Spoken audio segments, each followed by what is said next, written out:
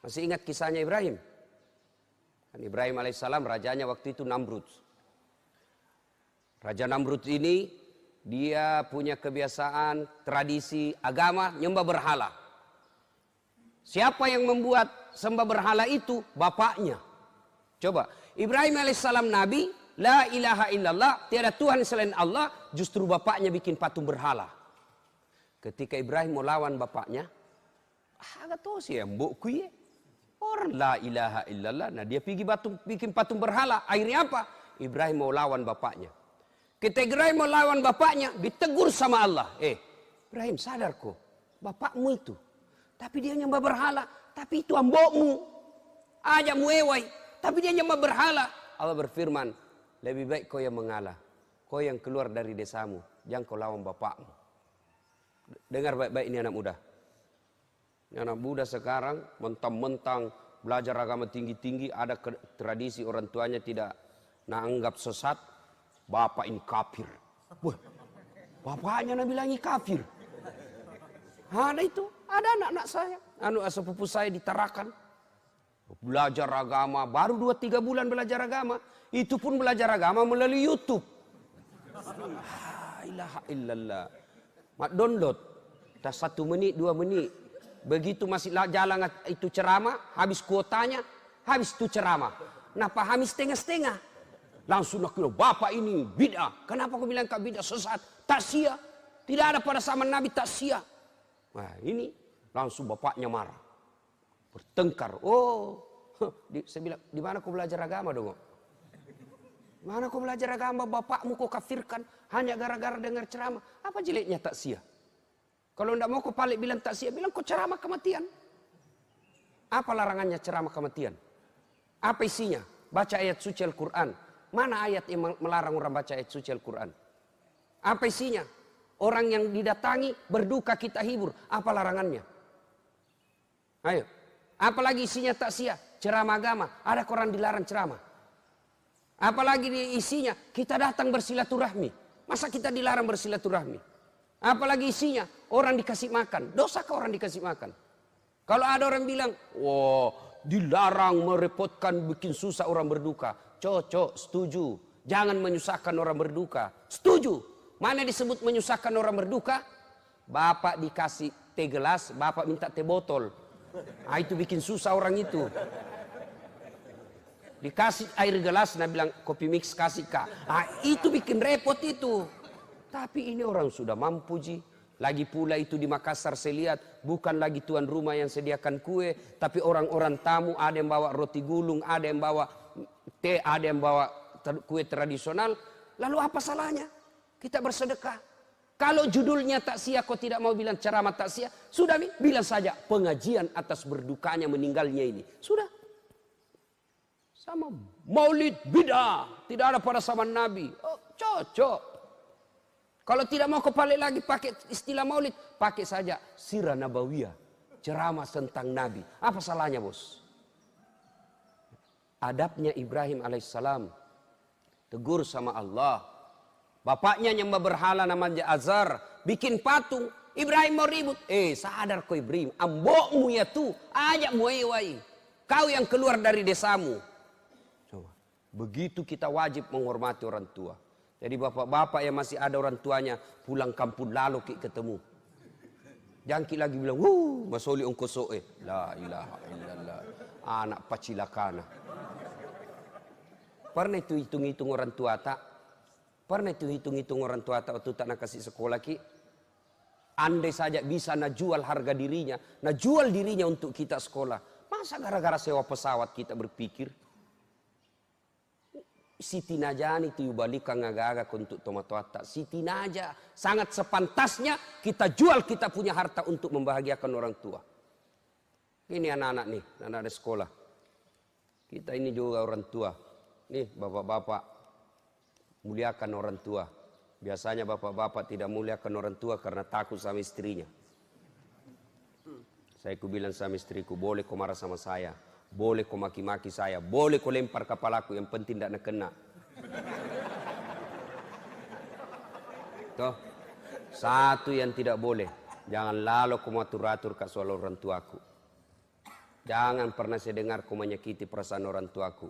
Begitu saya dengar kau sakiti perasaan orang tuaku, wabillahi taufiq wal hidayah. Doh, belum tentu kita jodoh sampai ajal. Tapi yang namanya orang tua tidak ada istilah bekas. Belajar dari Ibrahim alaihissalam. Nah, lanjut kisah. Ibrahim alaihissalam akhirnya Raja Namrud pergi berburu. Ibrahim alaihissalam pergi berburu, Raja Namrud pergi berburu, Raja Ibrahim masuk di, ya kayak tong kira-kira kalau kita orang Islam, masjidnya. Rumah berhalanya Raja Namrud, dia hancurkan semua itu berhala-berhala. Ambil ikan pak, nawasai manang pak, nak cepuk kepalanya, pak, nak hancurkan kakinya, nak patahkan lehernya. Satu nak tinggal. Itu berhalanya Namrud yang paling besar, berdiri dan kebetulan tangannya begini. Wah, itu Ibrahim kampaknya nak simpan di tangannya Raja Namrud, naikai. Itu kampak wase, naikai di tangannya. Datang Raja Namrud berburu, masuk rumah ibadahnya. Wih kaget, wih ni gamale yang tak kasih, ni gamale yang tak kasih Tuhan. Siapa yang hancurkan Tuhan kita? Siapa yang hancurkan kepalanya? Sebarkan intel. Oh ternyata informasi tahu Ibrahim yang lakukan. Ibrahim sidang, disidang, lalu dinyatakan Ibrahim menurut penelitian dan pemeriksaan kamu yang hancurkan Tuhan kami. Nah bilang Ibrahim, siapa bilang? Bukan saya. Kandalakah kalau saya? Tentu dalam hadis tidak ada bilang kandal. Dalam cerita tidak ada bilang kandala. Tahu aja enggak? Bukan saya. Apa kata Ibrahim? Bukan saya. Ini. Nah ini boleh-boleh tulis namanya ini. Nah bilang bukan saya. Ini. Kata ininya, ini menunjuk dirinya. Meskipun tangannya menunjuk patung. Bukan saya. Ini. Nah ini boleh-boleh tulis namanya ini. Saya itu tulis itu kan perlu bersayap dia kalau berbicara.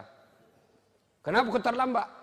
Tidak terlambat, kau yang cepat datang.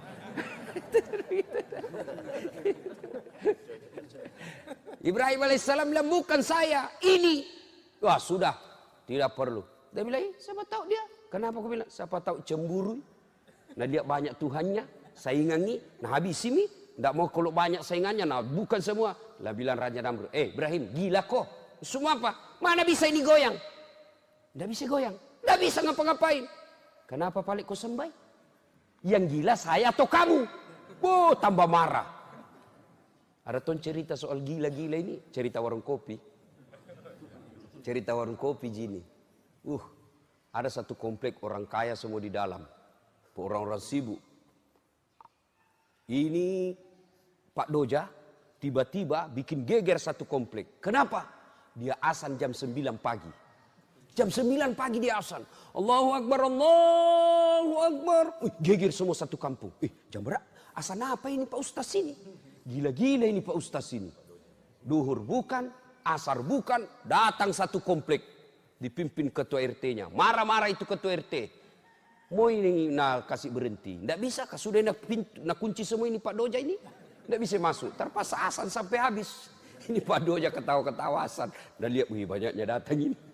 Keluar Nabi bilang ke RT, gila-gila kau andai kau bukan ustaz, ku lapor kau di polisi. Meresahkan masyarakat. Kenapa ya Pak? Nabi bilang, kau azan apa ini? Subuh bukan, duhur bukan, asar bukan. Kau azan apa? Oh, gila ini. Bilang begini Pak, saya azan subuh tidak datang Ki.